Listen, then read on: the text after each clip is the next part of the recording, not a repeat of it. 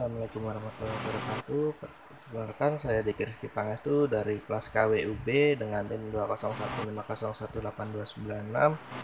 Dan di sini saya sudah bersama dengan Mbak Rahmatika Maulida ingin mewawancarai beberapa hal tentang kewirausahaan nih. Jadi untuk yang pertama, karakter apa saja yang perlu dimiliki orang pengusaha menurut Mbak Rahmatika sendiri?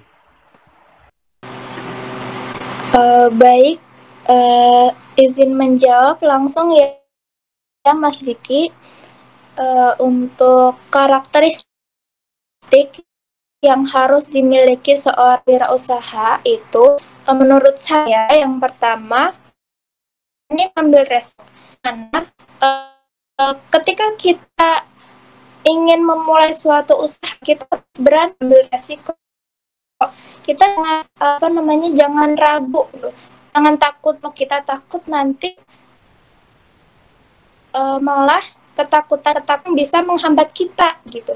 Misalnya saya ingin mulai berjalan nih, tapi bingung mau memulai dari mana.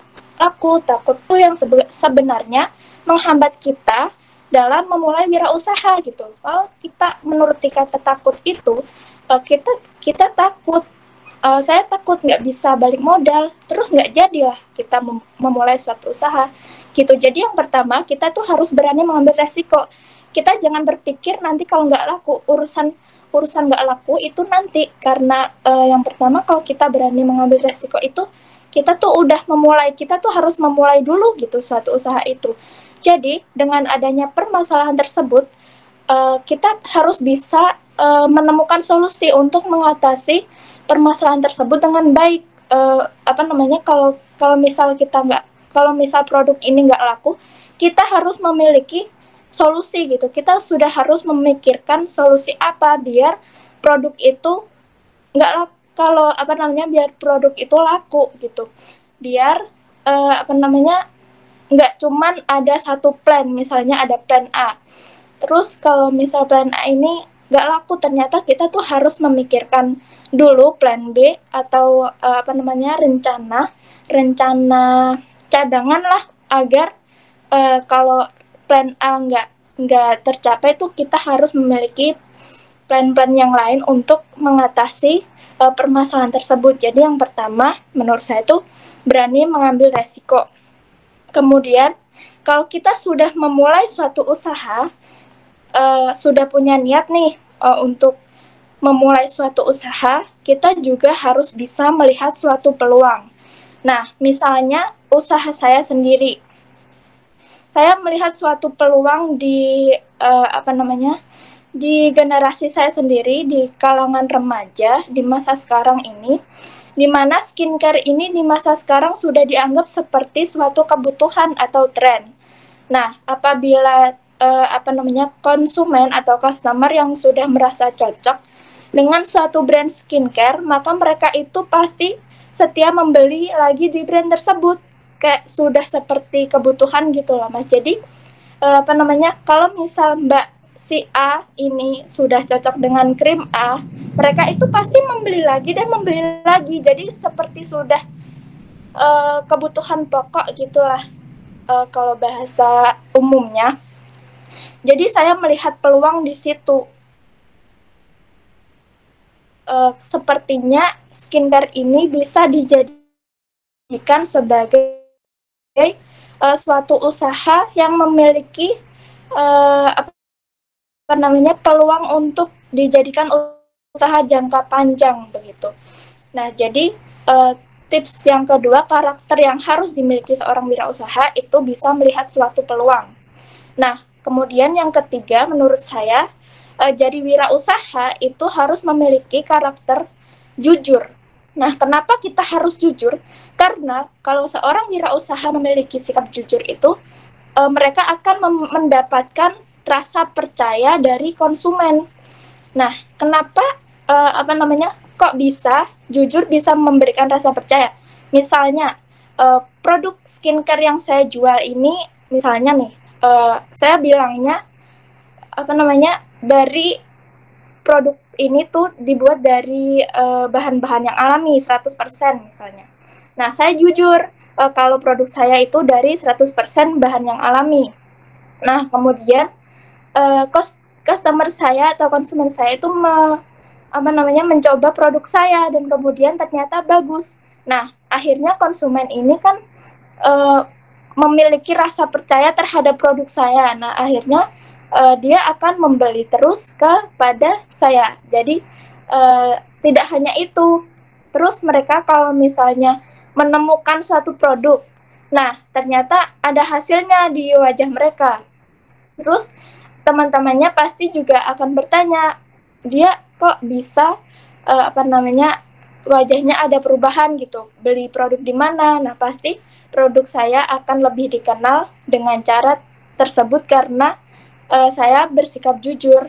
Nah, kemudian karakter selanjutnya yang harus dimiliki oleh seorang wirausaha itu dapat bekerja sama dengan orang lain dan mau membangun relasi yang seluas-luasnya. Kenapa begitu? Karena sebagai seorang wirausaha, kita itu tidak terlepas dengan orang lain, sebab kita harus bekerja sama dengan mereka. Maka dari itu, kita itu mesti membangun hubungan yang baik dengan orang lain, karena nantinya kalau usaha kita bisa dikatakan berhasil, itu kita harus bisa membangun usaha yang lebih besar kan. Nah, nantinya kita juga membutuhkan karyawan atau kolega bisnis atau partner kerja dan lain sebagainya. Maka kita harus bisa bekerja sama dengan orang lain dan membangun relasi yang seluas-luasnya. Nah, bagaimana cara membangun relasi yang seluas-luasnya? Kalau cara saya sendiri sebagai seorang seorang wirausaha sekaligus mahasiswa. Saya ini mahasiswa corona ya, sama seperti Mas Diki.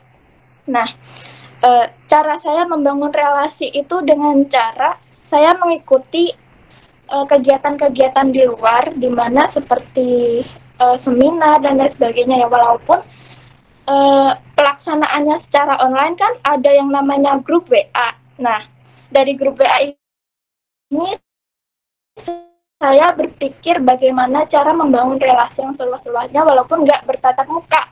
Nah, bagaimana caranya? Dengan cara saya PC satu persatu anggota yang ada di grup WA tersebut. Nah, kemudian kita berkenalan dan akhirnya saling save kontak dan mereka itu melihat story saya saat mempromosikan produk saya. Nah, begitu cara saya membangun relasi untuk usaha saya. Mungkin ada cara-cara yang lain, tapi sebagai contoh, itu cara saya untuk membangun relasi. Kemudian, karakter yang selanjutnya, yang harus dimiliki seorang wirausaha itu, seorang wirausaha harus dapat berorientasi pada masa depan, di mana kita tuh harus memiliki pemikiran ke depan agar nanti kita bisa menciptakan peluang bisnis baru dengan menciptakan produk baru berdasarkan situasi yang akan terjadi di masa depan. Karena kan zaman ini terus berkembang, kita tidak bisa stuck di situ-situ saja, kita harus mengembangkan produk kita gitu. Jadi kita harus berorientasi pada masa depan. Itu saja sih 5 karakter yang harus dimiliki seorang wirausaha kalau menurut saya. Sebenarnya ada masih banyak karakteristik yang harus dimiliki, namun menurut saya itu yang paling penting. Begitu Mas Diki.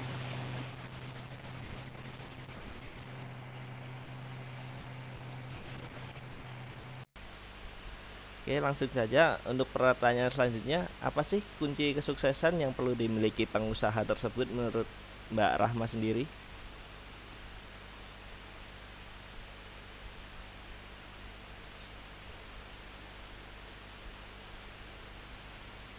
Baik, untuk kunci dalam, mohon maaf, apa tadi? Kunci kesuksesan pengusaha dalam merintis usahanya gitu loh, Mbak.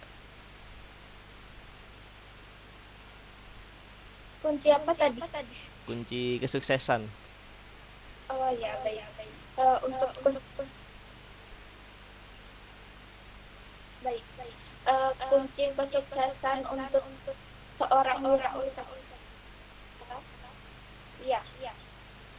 Menurut saya kunci kesuksesan itu sebenarnya usaha saya belum bisa dikatakan sukses karena belum stabil ya, tapi menurut saya kuncinya cuma satu sih, jangan menyerah aja. Kalau kita menyerah udah usaha kita bakal berhenti gitu. Jadi menurut saya kunci kesuksesan tiap orang tuh jangan menyerah gitu aja sih. Ya mbak, bener sih. Lalu untuk pertanyaan terakhir nih, tadi kan sudah ditanyakan tentang kunci kesuksesan. Sekarang faktor apa saja sih yang bisa menyebabkan kegagalan dalam berwirausaha? Ya kan?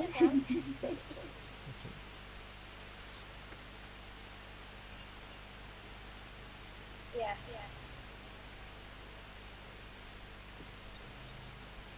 Baik untuk penyebab kegagalan ya. Kalau penyebab kegagalan itu banyak sekali. Misalnya produk A ini produk orang lain namun saya jual. Nah, produk A ini sebuah produk kecantikan yang memiliki banyak jenis. Misalnya ada moisturizer, ada facial wash, ada krim-krim, krim malam, krim siang dan sebagainya. Nah, selain kita menjual, kita itu juga harus memiliki ilmunya, kita juga harus memiliki pengetahuannya. Produk ini tuh digunakan untuk apa sih? Produk ini tuh digunakan untuk jenis kulit apa? Produk ini tuh manfaatnya apa aja gitu. Nah, ketika kita sudah mengetahui ilmunya, ketika kita sudah mengetahui produk ini tuh manfaatnya apa saja, ketika kita sudah ibaratnya udah kenal lah produk ini, udah tahu, pengetahuan kita tuh udah mencukupi. Nah, kita tuh pasti akan bisa merekomendasikan produk ini sesuai dengan kebutuhan kulit dari customer kita gitu. Berbeda kalau misalnya kita nggak tahu apa-apa produk ini, kita hanya jual aja.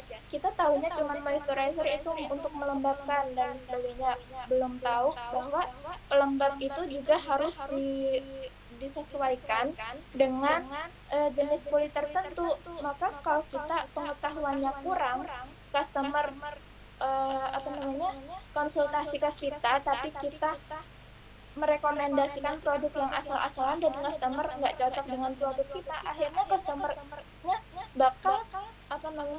bakal nggak mau lagi beli produk kita karena disangkanya kita menjual produk abal-abal, padahal bukan abal-abal, melainkan kita hanya tidak tahu aja ilmunya, kita tidak kenal aja sama produknya begitu. Jadi menurut saya salah satu faktor kegagalan itu juga kurangnya dalam pengetahuan dan pengalaman gitu. Nah, untuk selanjutnya faktor kegagalan yang selanjutnya itu kurang dapat mengendalikan keuangan, di mana keuangan ini sangat penting, kita tuh harus bisa mengendalikannya biar misalnya kita dapat memisahkan dana usaha dan dana pribadi biar tidak tercampur dan bisa meminimalisir kerugian yang kita alami. Kalau misalnya kita campur adukkan, nanti uang modal dengan uang kebutuhan sehari-hari akan tercampur dan bisa jadi nanti keuangan itu bakal kecacaran gitu. Jadi kurang dapat mengendalikan keuangan juga menurut saya itu faktor kegagalan yang kedua. Nah, kemudian untuk faktor kegagalan yang ketiga yaitu kurang dalam persiapan perencanaan. Sebab perencanaan yang matang itu mempengaruhi suatu usaha. Nah, ketika kita tidak mau gagal dalam wirausaha, kita harus memiliki perencanaan yang matang. Kita harus memiliki solusi-solusi yang lain jika misal rencana satu gagal, rencana dua gagal, kita harus memiliki plan-plan yang lain biar usaha kita itu bisa berjalan dengan lancar gitu. Jadi penyebab kegagalan yang ketiga menurut saya itu kurang dalam perencanaan.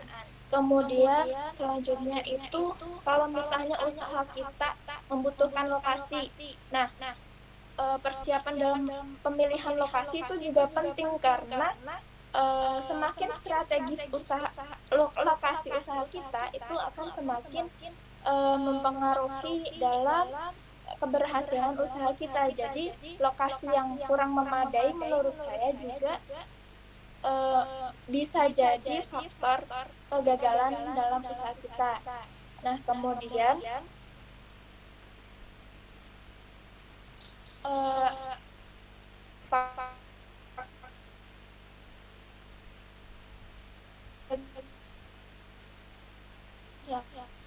selanjutnya itu bisa jadi karena kurang sungguh-sungguh kita tuh masih biar usaha ini tuh benar-benar cocok nggak sih sama kita gitu. Terus ada ketakutan lain yang bisa bisa menghambat usaha kita gitu. Jadi kita tuh harus bisa memiliki niat yang sungguh-sungguh.